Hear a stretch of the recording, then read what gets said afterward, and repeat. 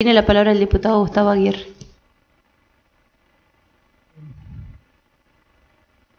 Señora Presidenta, es para, en primer lugar, felicitar a la autora del proyecto, también agradecer a la Comisión de Labor Parlamentaria, a la Comisión de Legislación General por haber atendido esta iniciativa. Y también agradecerle a la autora del proyecto la apertura que ha tenido para conversar sobre posibles modificaciones que habíamos visto y hemos hecho las sugerencias pertinentes durante estas horas. Así que también queríamos agradecer esa apertura para poder aceptar algunas incorporaciones. Siento que esta figura que estamos legislando hoy,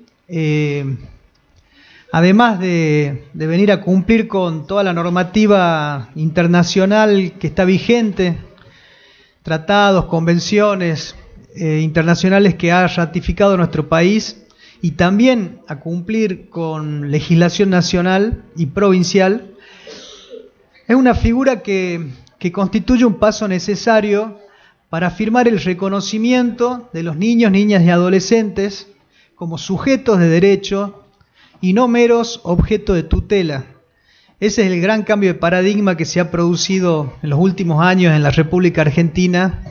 sobre la mirada que tenemos sobre los niños, niñas y adolescentes, asegurando que sus voces sean escuchadas en los procesos judiciales y en los trámites administrativos en los que tuvieran parte. El Código Civil y las normativas antes expresadas por la miembro informante establece y incorpora la idea de la capacidad progresiva de los niños, niñas y adolescentes, de tal manera que se acepta la gradual autonomía para tomar decisiones sobre sus vidas. Sin embargo, en muchos casos, estos derechos no se garantizan adecuadamente si no cuentan con la asistencia de un abogado especializado, independiente de los intereses de sus progenitores o tutores. Por ejemplo, Aida Kemmelmager de Carlucci ha sostenido que esta es una figura indispensable para evitar que las decisiones sobre los niños, niñas y adolescentes se tomen desde una visión paternalista, sin considerar la perspectiva individual de ellos. O, por ejemplo, la doctora Marisa Herrera resalta que el abogado del niño no solo actúa como defensor técnico, sino como garante de sus derechos fundamentales, asegurando que su opinión sea escuchada en condiciones de equidad en un contexto judicial donde suelen prevalecer los intereses de los adultos. Pero me parece importante para poder para que nos ayude a comprender de qué estamos hablando concretamente cuando hablamos de la figura del niño y cuál es su incumbencia y cuál es su competencia concreta. Por ejemplo, ante casos de conflicto de lealtad, en divorcios de alta complejidad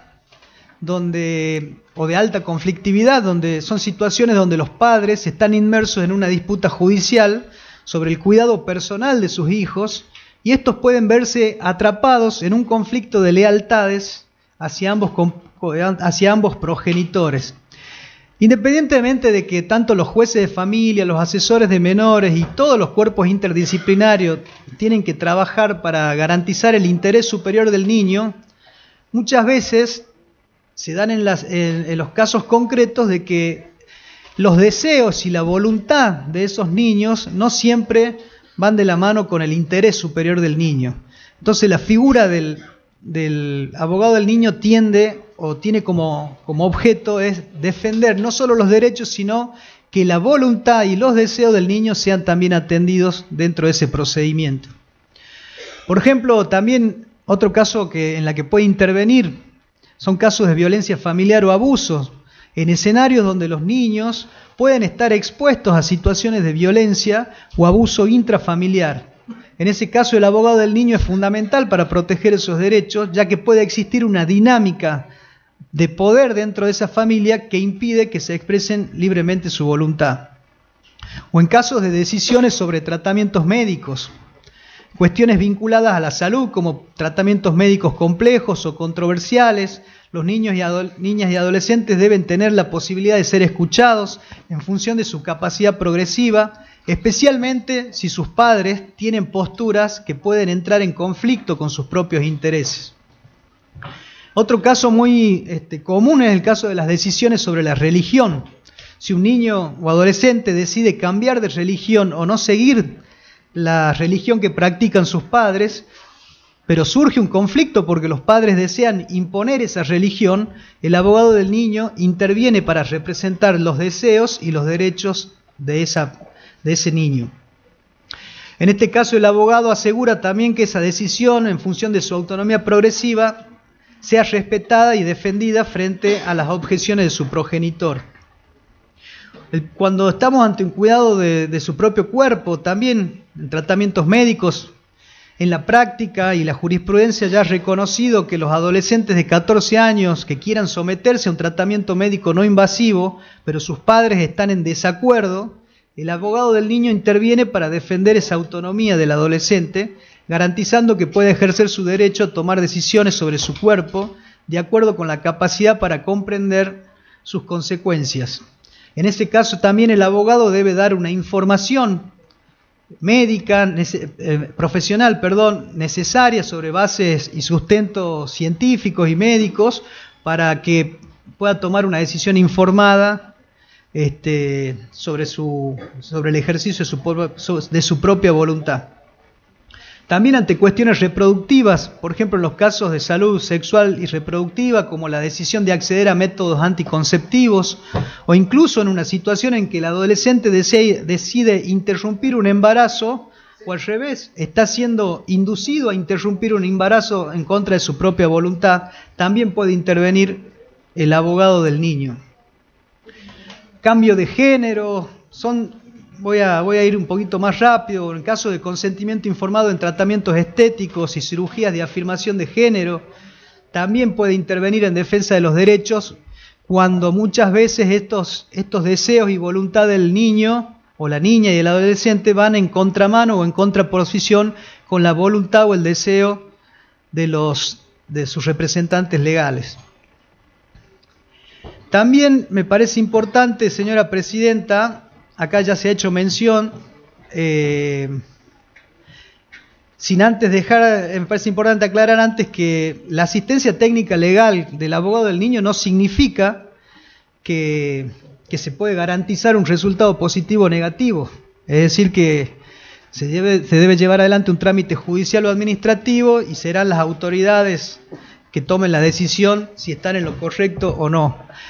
Pero también le decía que habría que dejar bien clara la diferencia entre lo que es el abogado del niño y la asesora de menores. Son roles distintos pero complementarios en la protección de sus derechos en el ámbito judicial. Por ejemplo, la asesora de menores es un funcionario público, tiene la responsabilidad de velar por los derechos de los niños en los procesos judiciales que estén involucrados, pero su función es intervenir de oficio y garantizar que se protejan los derechos, sin que necesariamente esos derechos representen los deseos y la voluntad de estos niños, niñas y adolescentes. En cambio, el abogado del niño es un abogado independiente, designado para representar esos deseos y opiniones que tienen los niños. Y también, en el caso me gustaría también marcar una diferencia que acá mencionó la miembro informante sobre lo que es el defensor del niño, que es una figura que está establecida en la ley provincial, que su competencia principal, a diferencia del abogado del niño, es que defiende el interés colectivo de los niños y puede llevar adelante o promover políticas públicas sobre los niños, niñas y adolescentes, más allá de que nuestra ley provincial le otorga competencias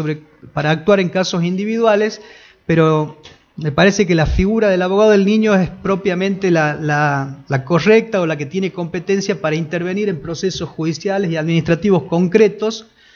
para defender sus intereses, sus deseos, aún en contra de la voluntad de sus propios progenitores. Dicho todo esto, señora presidenta, nosotros habíamos sugerido algunas modificaciones que seguramente la miembro informante va a poner a disposición de la Secretaría para que sean incorporadas a la versión taquigráfica. Y con esto finalizar, que es muy importante seguir legislando sobre los derechos de los niños, niñas y adolescentes de nuestra provincia. Es el bien más preciado que tiene nuestra sociedad. Para nosotros tiene que ser los únicos privilegiados, como reza nuestra filosofía, y por eso vamos a seguir insistiendo en la legislación de este tipo de instituciones que vienen a dar protección y defensa de esos derechos. Muchísimas gracias, señora presidenta.